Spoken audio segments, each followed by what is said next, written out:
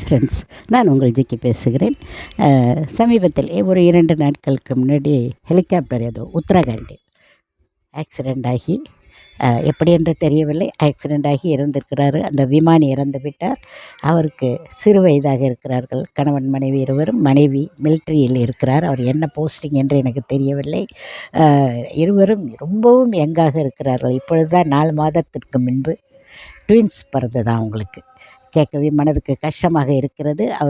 அவர்கள் மனைவி அந்த ட்வின்ஸ் ட்ரெஸ் அந்த மிலிட்ரி ட்ரெஸ்ஸோடு அவங்க அங்கே வந்து நின்று அழுதுட்டுருக்கிறத பார்க்கும்போது ரொம்பவும் நம்மெல்லாம் என்ன ஒன்றுமே இல்லை அப்படின்னு சிந்திக்க தோணுது. மக்களுக்கு இந்த விஷயங்களில் புரியாமல் எதை எதையோ எப்படி எப்படியோ பேசிக்கொண்டு இருக்கிறார்கள்.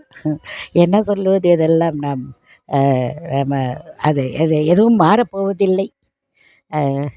புரிந்து மாறினால்தான் உண்டே ஒழிய நமக்கு எதுவும் வேறு மாற்ற முடியாது. அடுத்த வீடியோவில் சந்திப்போம்.